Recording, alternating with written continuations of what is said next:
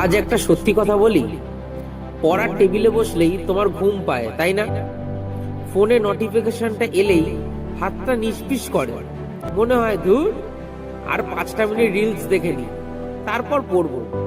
আর 5 minute করতে করতে কখন যে পুরো দিনটা শেষ হয়ে যায় তুমি নিজেও জানো না। পরীক্ষা যত এগিয়ে আসছে, বুকের ভেতর ভয়টা ততই বাড়ছে, কিন্তু তুমি নিজেকে ফাঁকি দিচ্ছ, বন্ধু, আর কাউকে না। আজ এই মুহূর্ত থেকে নিজেকে বদলাতে হবে। তোমার ওই 5 ইঞ্চির ফোনের স্ক্রিনটা কি তোমার ভবিষ্যতের চেয়ে বড়? ওই সামান্য একটা নোটিফিকেশন তোমার স্বপ্নকে চুরমার করে দিচ্ছে, আর তুমি চুপচাপ সেটা সহ্য করছো। যখনই পড়তে বসবে ফোনটাকে অন্য ঘরে রেখে আসো, ওটাকে নিজের লাইফ থেকে আইসোলেট করো। মনে রাখবে, মোবাইল তোমাকে কন্ট্রোল করবে না, তুমি মোবাইলকে কন্ট্রোল করবে। পরীক্ষাকে ভয় পাচ্ছ কেন? কারণ তুমি এখনো নিজের সেরাটা দাওনি।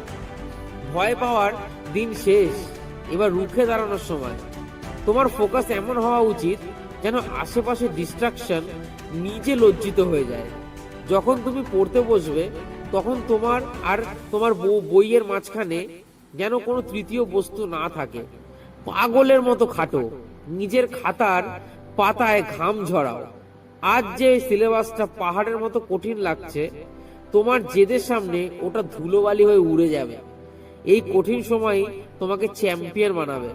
তোমার ফোকাস এমন লেভেলে নিয়ে যাও যাতে রেজাল্টের দিন তোমার আশেপাশের মানুষ তোমাকে অবহেলা করা মানুষগুলোর যেন চমকে যায়, যাদের চোখ যেন কপালে উঠে যায়। ওঠো, চোখ মুখ ধুয়ে এখন টেবিলে বসো। কোনো অজুহাত নয়, কোনো কালকে নয়, যা হবে আজকে, এখনই হবে। প্রমাণ করে দাও যে তুমি শুধু ভিড়ের অংশ নয়, তুমি ইতিহাস তৈরি করতে এসছো। তুমি ভালো নাম্বার পেয়ে মা বাবার মুখ উজ্জ্বল করতে এসছো।